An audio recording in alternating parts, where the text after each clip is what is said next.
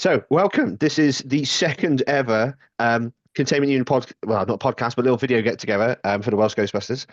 So I will be kind of hosting and doing like little preparations and conversations today. But we have two of our main men from the team, two of the original members. So, firstly, I will go to Neil. So, Neil, an introduction, a little bit about yourself, and then just we're on the 40th anniversary weekend of Ghostbusters. What's your special memories about Ghostbusters? Well, not the first one, really, unfortunately. I was too young to go see it in the cinema at the time. But my special memories are with Ghostbusters 2, because that was the first film I could get to go and see in the cinema on my own. So that's more special to me than the original. Although I have seen the original loads of times, and I've seen it now in the cinemas on re-releases. I remember about 10 years ago, I did the 30th anniversary, and I got a poster from one of the cinemas that was hosting it. So I've got that pinned up on my wall, all framed and everything. 30th anniversary one. So 10 years ago, it's a long time. Unbelievable. It is crazy, isn't it? It is crazy. How did you originally get into watching it? Originally for the cartoons, like probably most people did, because I was a child during the 80s. Yes, I look that old. And yes, I remember watching all those as a kid, the real Ghostbusters cartoons, the other one, Filmation's Ghostbusters as well. But they sort of filmed me around, and then I went back and watched the film on video at the time. I think it was VHS.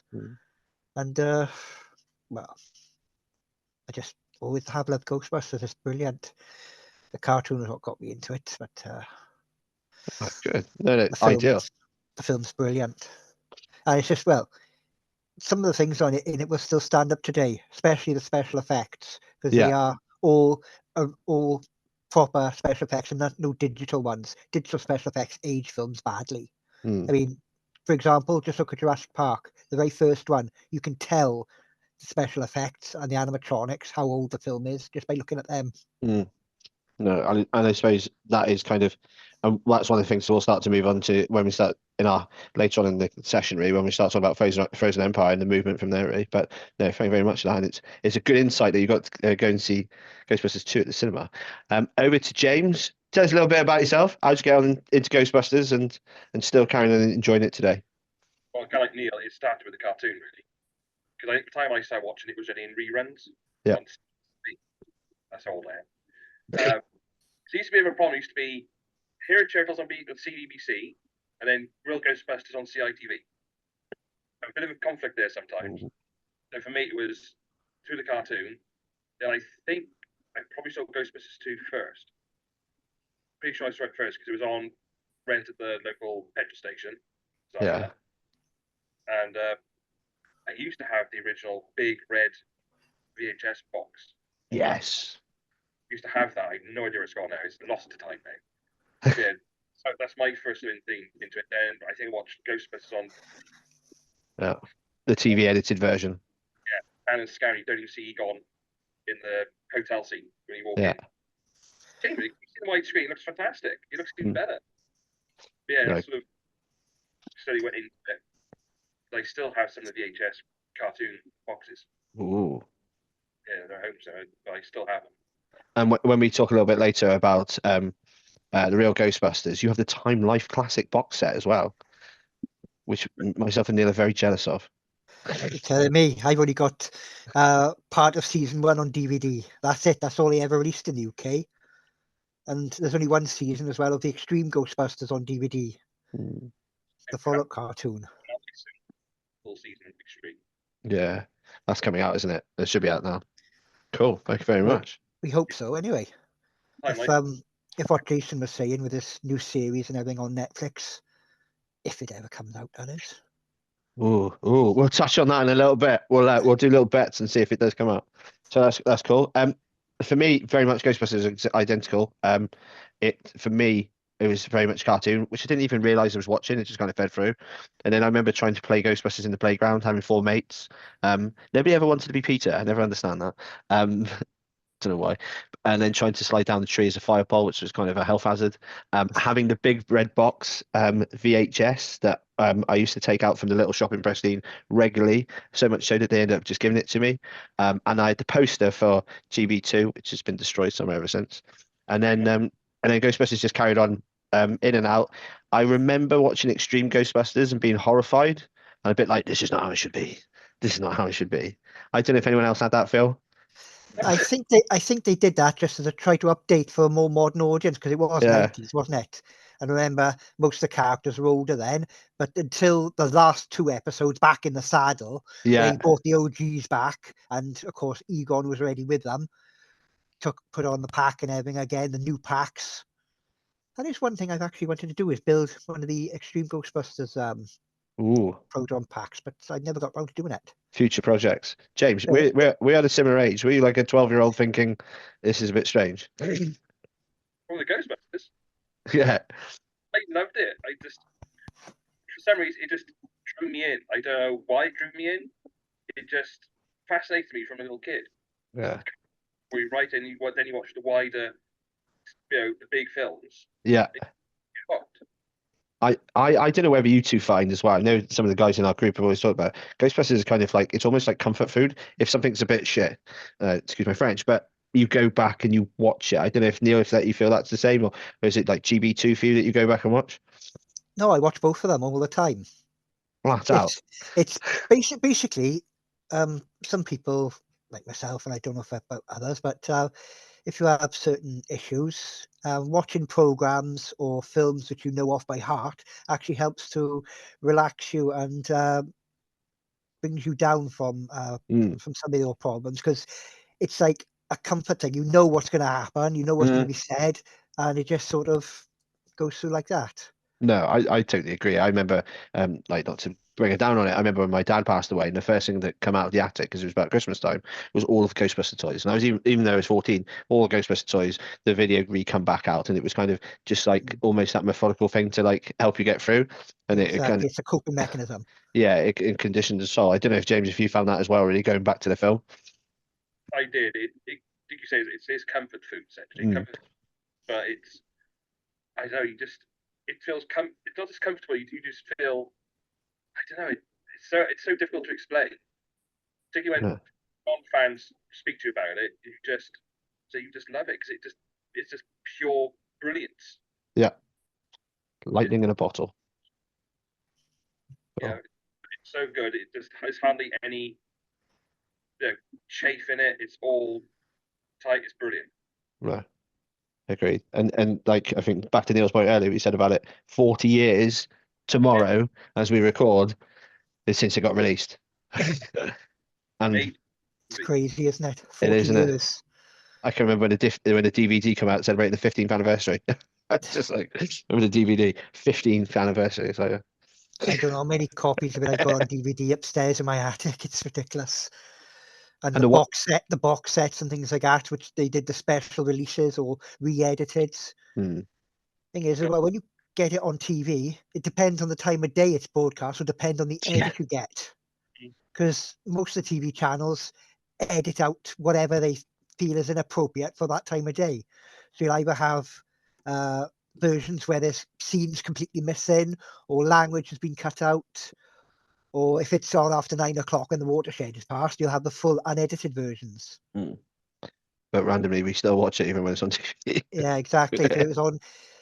Well, it was on a couple of weeks ago on BBC One, if I remember right. They did a weekend of it, didn't they? Ghostbusters, then Ghostbusters 2, then they put Afterlife on as well. Yeah, and they put Answer the Call on as well in between.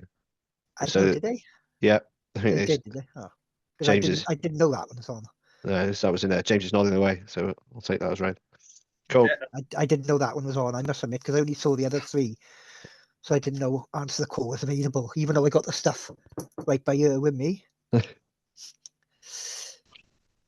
Perfect. Well, 40 years seems like a long time. Anyway, 40 years has moved on.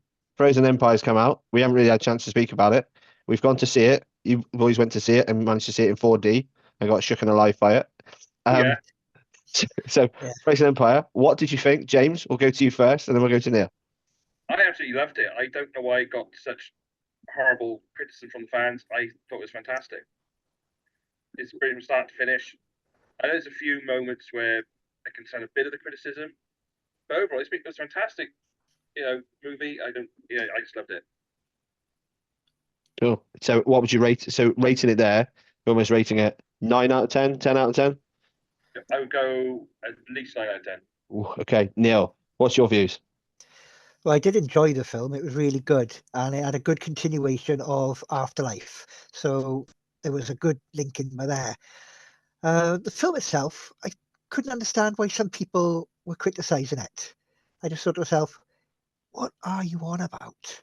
Yeah, okay, some things didn't make sense, like the firehouse. We all know in the truth, in real life, what happened. The firehouse was a 2-part unit, not a 1-part. But they can only go with what they got, unless they willing to spend big money on CGI in a second half of the firehouse. Then, for no reason, they just made it part of the firehouse's history, and that timeline, rather than in reality. But I can't understand why some people are just. No, the film was good. The effects are brilliant. Yeah. You could tell that they'd used mechanical effects rather than digital CGI effects for some scenes, but other scenes obviously had to have CGI going through with them to blend. But the way they blended them together was really, really good. Overall, I do like the OG actors in it, the character. Okay. Right, I think it was genuinely the heart of the movie for me. Yeah. Okay. Him, it was the way they played it. That you're in your twilight years, should be taking it easy. Yeah. It's just fun, and I just thought his story in it was fantastic. Okay, no, that's cool. That was definitely one of the best bits. That was when they all suited up, and you had all the original characters there. That was, well, I'd say quite emotional for some people. I must admit, I thought to myself, yes, when I saw that, when I saw Winston and Peter and all that, obviously the characters, but when you saw them getting into the uniforms and thinking, oh, here they come. Here's the Ghostbusters. 40X in Cardiff. Literally, Neil and I sat next to each other, and like every time they'll think, "Oh my god, look at that! Oh my god, it's him! It's him for the first one!" Cowboy did the whole thing, like it was amazing. Yeah, we kept sort of saying, "Do you see that bit?" Or nudging that to each other as we were going through the film, because we were both spotting things as references to the other films all the way through. So we were both sort of like, "Ah, oh, that. It's and I must admit, it's very, because I watched it on my Todd on the Friday when it came out, the night it came out. Then you boys watched it with the rest of the team on the Saturday. Me and James then snuck in the Belf and watched it free on the Sunday for what we were doing, and I enjoyed watching it the second time. And I don't know whether you find it sometimes. Ghostbuster movies now, I found the same with Afterlife. I found the same with Answer the Call. I watch it once, I can't take it all in. I can't take all of like what's going on in, because I'm like, I've waited the dry years of the early 90s and and up to the 2000s, when you've got Uncle Dan coming in and saying Hellbent is being made, the Ghostbuster 3 is being made, we're bringing in it, and then on the message boards, and it just dies very quickly. And I think the first time I watch it, I take it all in and I'm like, okay, there's a lot going on here, and it ended quite quickly for me. But then the second time and the third time I watched it, and I haven't watched it a fourth time yet, but I might do probably after this. I do find I take it in a bit more. I don't know if you guys felt the same really the second time you watched it, or third time. Well, I watched it second time with my family. Took Callie to see it. Some of the things she didn't quite get, but she did love the film. But as you said, when you watch it a second time, you're catching more and you're getting more of the either references or the backstory or anything like that you missed the first time. Yeah, the feeling from there. Being she took Callie along, did she find any of it scary, or did she? I don't understand why they put it as 12A, because she's 10. Yeah. And she loved it. She said there was nothing scary in it. Obviously, there were some jokes there which were aimed at the adults. Yeah. And the kids were completely miss. That's understandable. But she wasn't scared at all. Oh, that's good then. And she thought it was brilliant. She liked the sewer dragon. Yes. Yes, the sewer Like dragon. that to a dragon. Yeah, Brady came out and saying he liked the mini puffs. The mini puffs is the best thing. So when we got to the end credits and we had the credit scene, I'm not giving nothing away here. He said that was the best scene. He found Garaka very scary, and when I watched it with him, I couldn't watch Garaka because he was sat on my knee going, "Oh my God, that man's scary." But I also do think for someone his age and me, and I don't know about you two, every time Vigo come on the screen in Ghostbusters 2, and he would then kind of, the electrodes would come out to take out Janosch, I found that quite scary as his age. I don't know if you've found exactly the same. See the bolts lightning come out. Yeah. First time I ever saw it, I still remember it now. I remember jumping back. Yeah. I remember the brown sofa in our living room and it coming on and me being behind it being like, oh, this is happening. Yeah, I was thinking now.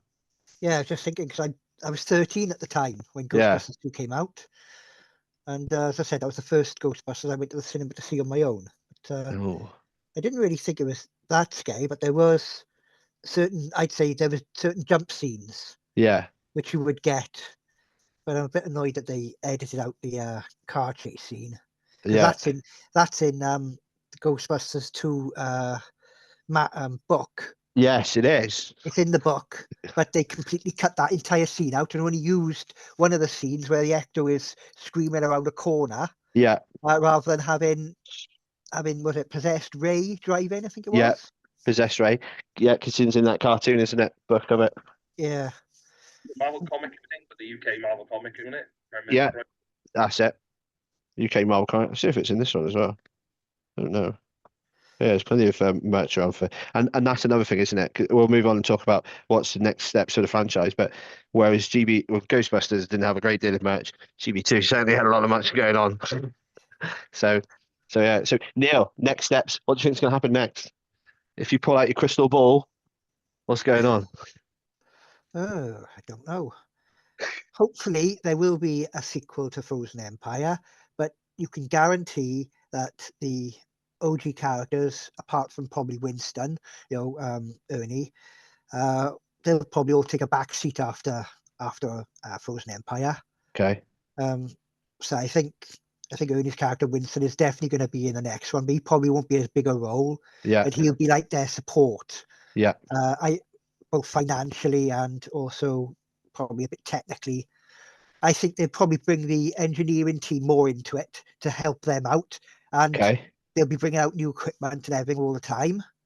Yeah. They've already mentioned in Frozen Empire about having a new containment unit. Yeah. They've also got the study areas, so I can see a lot more being done with that part. But as for a story, I have no idea. They're just gonna come up with some new random ghosts that never been heard of. But it would be good if they would do callbacks to some of the real Ghostbusters cartoon villains, because some of those were quite scary considering it was a show for kids. Yeah. I mean, one of my favorites is Sam Hain. Yeah. And you've also got the Electro Ghost, the one that could hide in all the power cables. That was quite a dangerous one. What is it? We were talking about what the other day? No, what was what was the one that was held by that lady, wasn't it? With the haunted house. Oh yes. I'm talking about was it Electro Ghost, the one that could hide in the power lines and whatever else. What? And yes, I think also the Boogeyman. He was in the real cartoons. He was a good villain. And I think it was the only villain that actually scared Egon a bit, if I remember right. Yeah, no, definitely. And that's interesting. I always go back to Hal Ramis. There's kind of a snippet of where he talks about Ghostbusters, and I always think about the Boogeyman because he always says like Ghostbusters was kind of almost gives children the means that we can look like whatever, nothing can scare us as long as we've got the tools and we have the kind of like the ability, we can kind of take on whatever. And I always think about the Boogeyman coming up from under my bed. But yeah, no, that's a good list. James, when's the next film coming out? Probably 28, 29. Okay, I'll write that down. What do you want to see? What do you think is going to happen next? I personally would like to see a live action series. I think that to do proper perhaps hour-long live action episodes. I like to see that. I've been saying that for years, to be fair. I like to see a live action. Because they can just take bits from Real Ghostbusters and some of the comics they've done over the years. There's so much they can take from. Yeah. Churn Okay. out probably 4 or 5 seasons.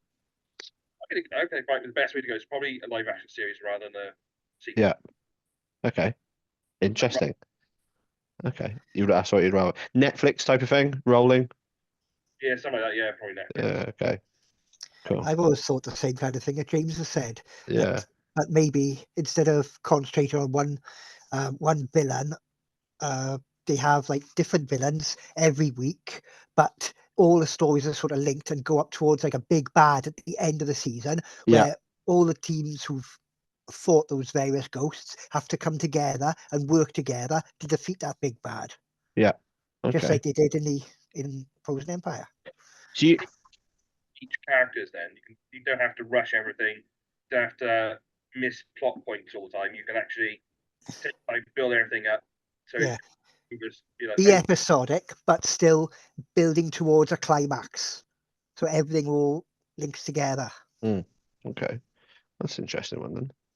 So, and I suppose one of the things that always sometimes goes banded about the Ghostbusters franchise is that it has never kind of developed on. Like you look at Star Wars, we talk about Star Trek as well because we're fans of that, how that's built on with cartoons and everything like that. Do you think this is what the franchise needs to breathe further, really?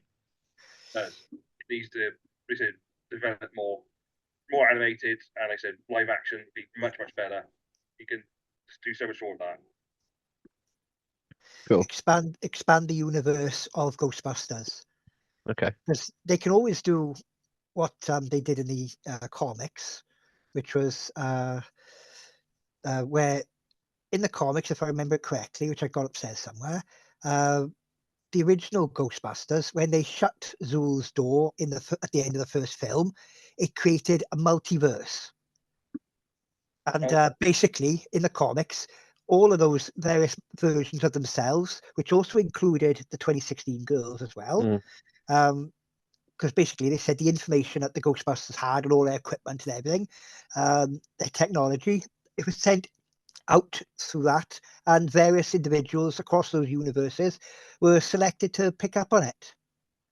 So there is variants of themselves out there. There's also some of the variants, if I remember right, from the games.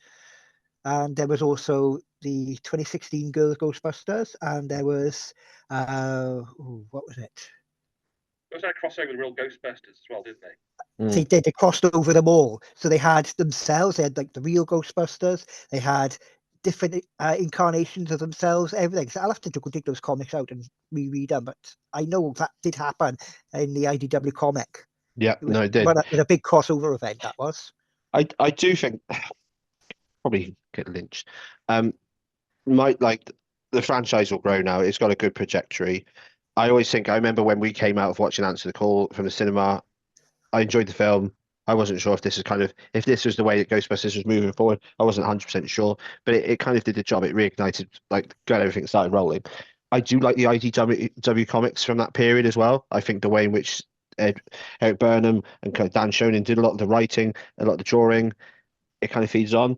I think now if we look in and we'll talk about what we would like to see as releases, proper announcements and that, if we do have like an animation which we kind of expect is going to be released tomorrow, that will be great to see. The sad thing I sometimes say is I do kind of think that Answer the Call, if that was just expanded on slightly as well, and that had the opportunity to grow a little bit more, a bit like the Real Ghostbusters. Looking back on it, as a 12-year-old, I didn't like it.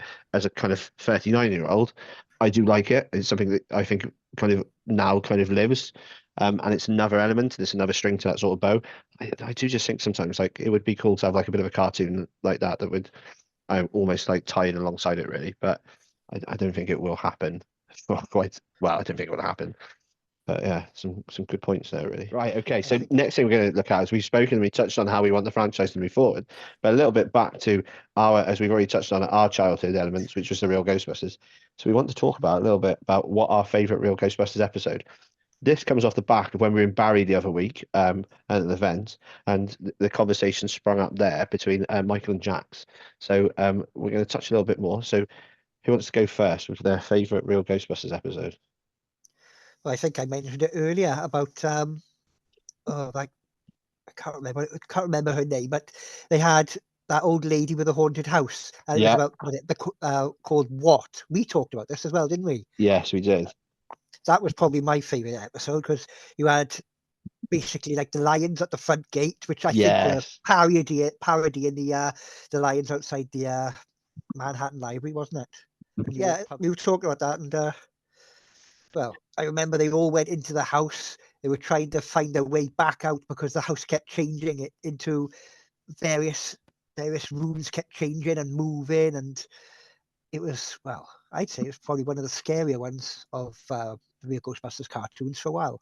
Yeah, so here we are, Mrs. Rogers' Neighborhood. That's the one. I couldn't think of the name of it. There it is. Yes, Mrs. Rogers is quite a scary lady.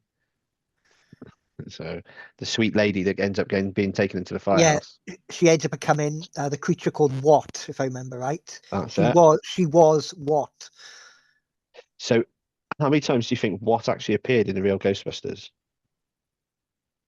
I know she was the main in that character. I think it was mentioned in name a few times, but not actually appearing apart from that one episode, if I remember right.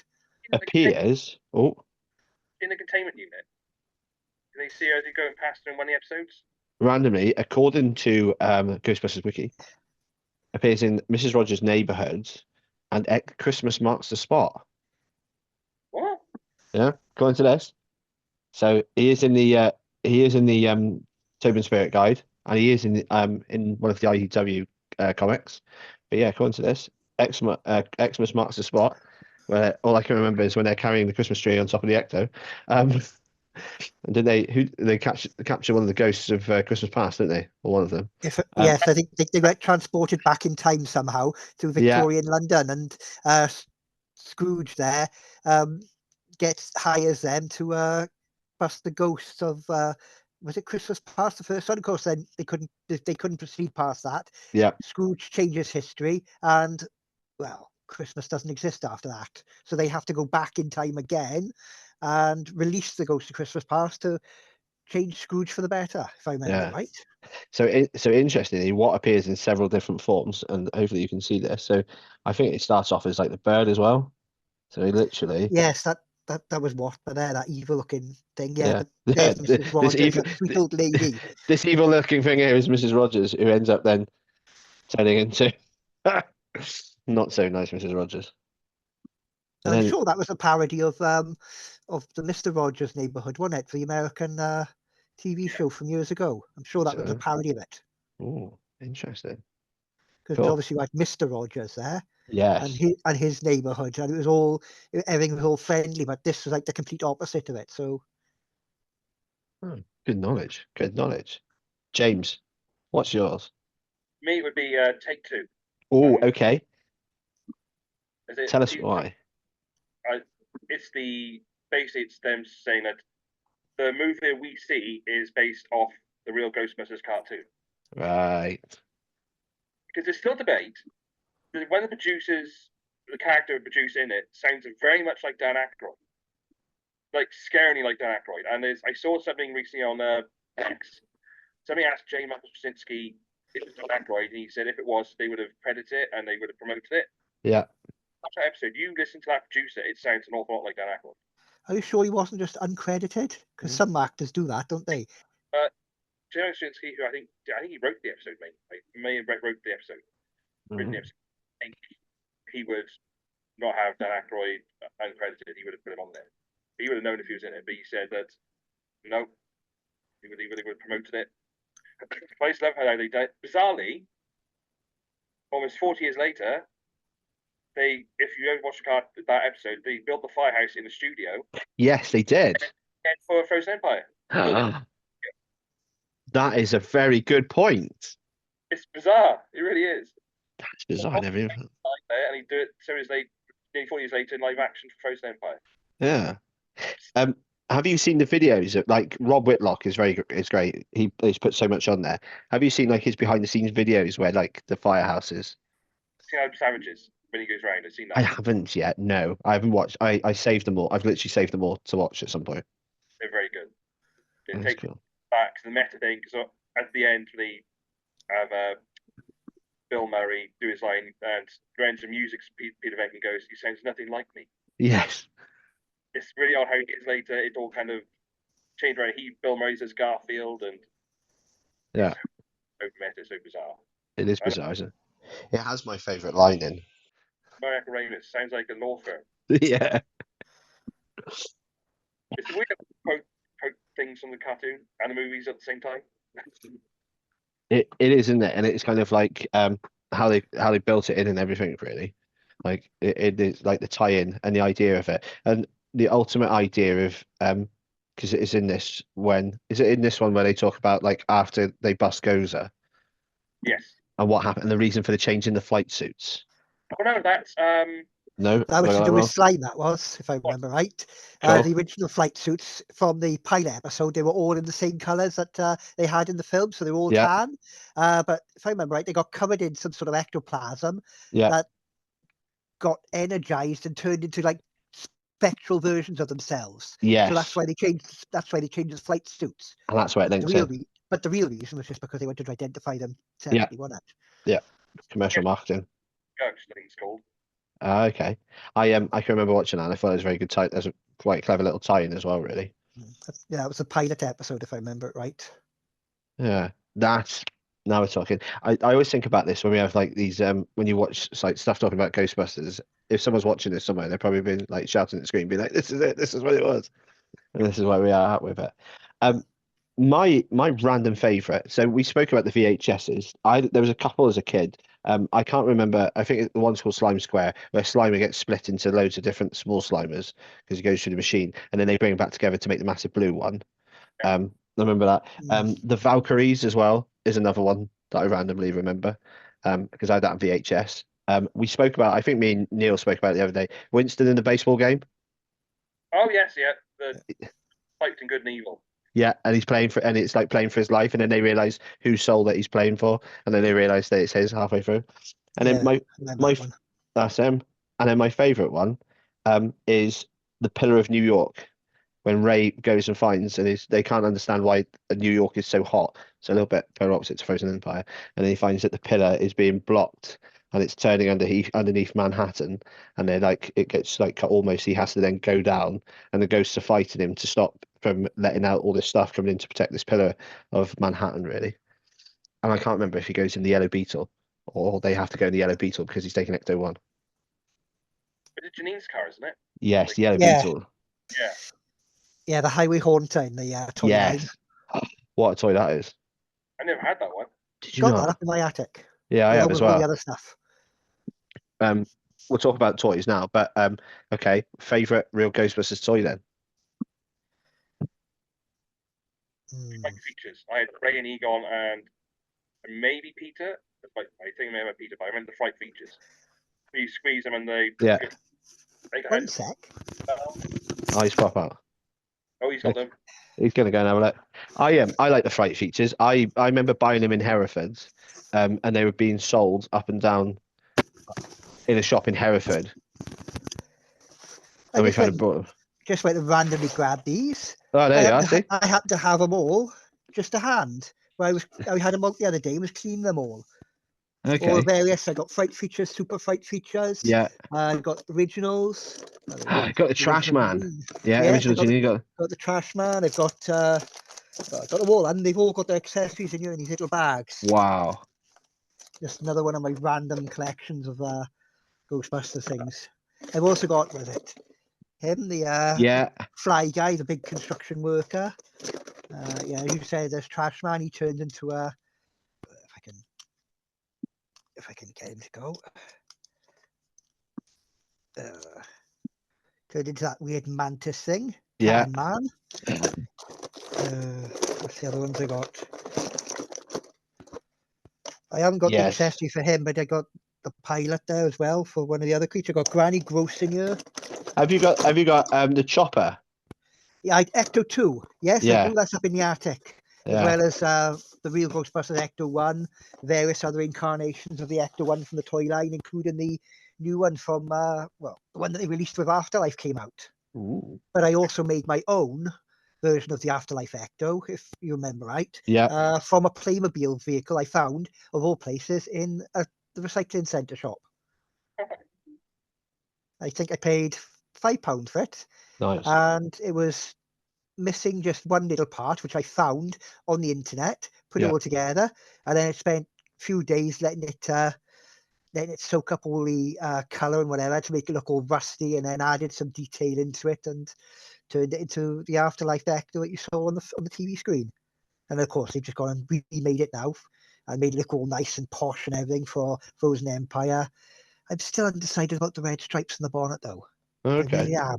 I'm just undecided about that. I'm not sure if I like them or because I liked it as it was coming from the end of the bonnet running right the way back. That just looked good. But when now they've extended, it's like I don't know. Ooh. It's something that's just like bugging me if I don't know if I like it or not. No, I get that. My random favorite toy. I always wanted we were talking about it, the Ecto 1A version of the Kenner Ecto. And then when I made one, I was a bit like, oh, it's kind of like the same as the other one.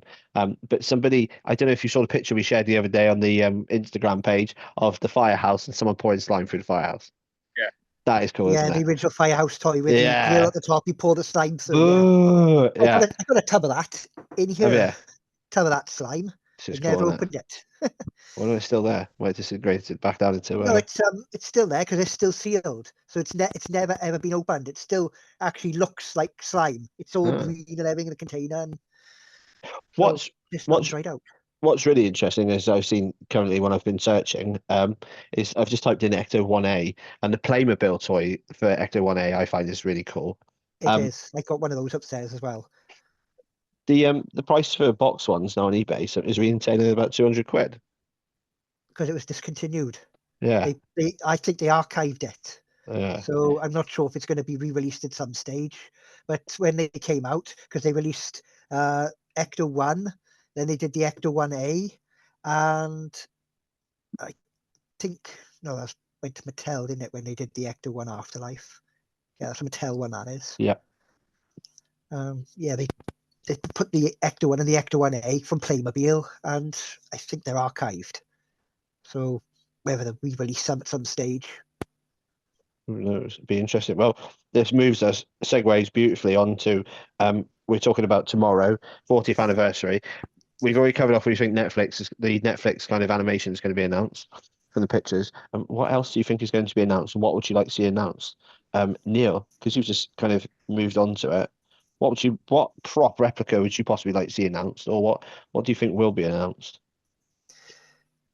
I don't know. I really don't know. We'd obviously like to see them make an announcement that they're going to make a third sequel to what the current lines. Yeah. So obviously we had Afterlife, we had Frozen Empire. Hopefully they'll announce they're going to make a third one. But whether they will or not, we don't know. We can only hope. Yeah. Same with the cartoon that's been teased for I don't know how long. We can only hope that they will actually announce it and say it is going to be going to go ahead. Because they've teased us for ages now. Oh yes, we're doing this, we're doing that. But they've actually made no official announcements about it, have they? It's just been all speculation and hearsay. So do you think tomorrow's the day? Because it's a 40th anniversary, a really big one. I think they will have a big announcement about it. They'll definitely have a big announcement about something. James, Hasbro. Oh, sorry. I was just going to say, because otherwise it would be a wasted opportunity. Yeah. You'll only get one 40th anniversary. So they would be stupid to waste it. No chance. James, Hasbro announcing something tomorrow. Seems very, yeah. And what do you think it will be? I hope it's going to be the Sniffer. Okay. I hope it's going to be that. It probably won't be, probably something. Probably the Geiger counter, the Geiger meter, sorry. Right. So you'll think they'll go very prop heavy then? More likely, unless it's going to be how many versions of the OG characters can you do in toy form? True. You've seen how many from Mattel? We've got Matty, we've got the Kenner ones, we got Hasbro ones now. I think props perhaps go for another prop. Diamond Select ones as well. We missed out. I think they stopped now, haven't they? Yeah, they finished, but we've got all them. Yeah. Yeah, I still got loads in my room. The Diamond Select ones. They're very good. They're very well made. Yeah, I enjoyed them. Very detailed as well. They were very detailed, the Diamond Select ones. Those real Ghostbuster ones are great, but you can't find them for love nor money. Well, I can find them for money, but a lot of money. Mm. That's only made this way too much money for me. But I think it's gonna be more props. I think. So yeah, I think they're going to go down the bigger line. Right. So Interesting. how many Slimers can you do? How many Stay Puffs can you do? Get it done. So it might go because they never had a Geiger meter. Yeah. Never had a sniffer. I know they had the real Ghostbusters. They had a sniffer for that, didn't they? Kind of one. Yeah. But they've never done that before. I can't think what else they would have had in the prop. Well, you've seen the 1/6 size Ecto one, have you? Yeah. That is gorgeous model. That is. They could do another Ecto. But, who could afford that? Somebody put on eBay the other day that they were selling their Eagle Moss, and it's completed like Ecto, and it was going for £2,000, and it was massive. And it's just like, and I remember when Blitzway did it as well, and you're just like, that would be nice, but where are you going to put it? Yeah. Pay for it. Yeah, I can pay for it as well, really. It's a fair whack, isn't it? Really, just to. Hasbro Protopack eBay for about £800 now. Mm. May as well spend your money on that. Yeah, and you can see like the market's still there, and you can see when we're out and about in events where a lot of people who probably you wouldn't think would be that interested in like Ghostbusters and spending would actually pay for a full like a proton pack from Hasbro. They'd be quite comfortable to spend that £400-500 now on the ones on the pack, because that's always something that they want. Really, everyone always wants a proton pack. I do hope they might do a reissue on the Proton Pack and the PK meter and trap. Okay. Because I missed out on all that. I'd hope a lot of people missed out on it, to be fair. Yeah. But another perhaps reissue of that. So. What about you? What do you think they'll announce? I'm very much the same. I don't think it will be a prop. I'm not too sure what prop you would kind of like. Some of the mass market stuff that you would sell is already been done. The proton pack, the wand, unless you're selling kind of like a Frozen Empire type related one that fits in, or you're looking at kind of some developing out like the toy line of what's available. So Garaka is quite toyetic, I think, fits in. And like you said, like there's only so many real Ghostbusters, like the OGBs that you could possibly have. They've gone through like the replacement of the Kenner line. They've started to go through that. So the wheels are turning. There's a lot of available stuff. So we don't know. I'm not sure it will be a prop. It's always a running joke that someone thinks it's going to be a slime blower. But can you imagine that? I would love that. That would be amazing. But I've always wanted the slime blower. Yeah, we it's on the list to print at some point. We'll have to get Mr. Branton back on the show to get his slime blower back out there. So yeah, interesting. That is literally the one prop I've always wanted. But as I say, it's because it's Ghostbusters 2, and that's when I loved the most on it. The first film and the second film. There was a little bit of a revival of this discussion about Ghostbusters 2 being a lot of people's favourites, sneaking in. I would say it. Yeah. It's a very undervalued sequel. Yeah. You know, love now though, which I quite like. So I find myself going on to like things like eBay and actually getting Ghostbusters 2 merch. Yeah. Whereas a few years ago I wouldn't have, but last maybe a year or two I've really gone looking for it. Start looking through, really. It's just come through. I've always enjoyed it. It's the first ever thing I bought off Amazon on DVD. Ghostbusters 2. Yeah. Amazon. Oh, Ghostbusters 2 DVD. Straight in. I think it could be because it was also more accessible, because Ghostbusters 2 was only a PG. But the original one, I think, was older, wasn't it? 15 or something first. And obviously they re-edited it then for video cassettes and also for television and all that lot. Oh, no. I prefer Ghostbusters 2 because of the saturation. A bit like what James said before.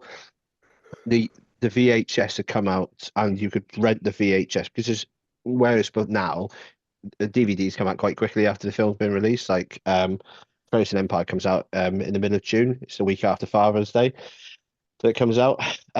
Whereas kind of like Ghostbusters, the original one, I was able to rent it quite regularly, so I'd always rent that, and I'd always kind of like wear that one out. And then when I was able to get was never able to get all the copy Ghostbusters 2, apart from if it appeared on TV, and it didn't so much back then. Never seemed to have appeared, so that's why I kind of went for it. So that kind of wraps up everything we've covered off, really. the little thing that's probably on our list now is events. So where we talk today, this weekend we are out at the Cardiff Comic Con and Gaming event, which is down in the depot in Cardiff. So that's being run by Michael and Rob. So we've got that coming up. We've also then got quite a few other events now lined up this year, which includes quite a few different events that we haven't done before. So I've been on the phone and speaking to a very lovely lady who at the Clinic event. So she's going to basically, that will kind of be like a walking through event. So we won't have a stand, but it will be Ghostbusters mingling in within the crowd. So that will be available. We've also got DJH events with the Toy Fair, which is going to be in Sophia Gardens in Cardiff, and that's in August. So we're attending that as well. We've also then got NEAF Roundtable events, in which we're going to be able to go and see Liberty X, which Neil is incredibly excited about. And that'll be an event joint with the Carmarthen Ghostbuster and some of the other guys in our team, so like Rob and Jonathan, and then Michael and Neil will also be there as well. And then we've also got another event coming up over Halloween, which we're currently just in the process of working on at the moment, which is going to be a Halloween type event that we'll be leading on from the front. So where we've gone from wanting to have one event a quarter, we're now up to quite a few. Quite a few building up. But Neil, anything you want to go through now on our second ever Into the Containment video that James will be sharing across the TikTok? No, I can think of. Nothing that he wants to say for this going on to TikTok. James, anything you want to add? Half my feelings about it, but James, anything else you want to add before we get into political nightmare? No, I think we covered pretty much everything at the moment, don't we? Cool. We will run through. I've written down everything we think that's going to come through tomorrow, and then we'll get on the chat and then see how it goes.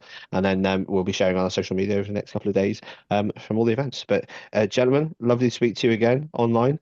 We'll get this shared to our YouTube, and we'll see you all soon. Thank you very much. Thank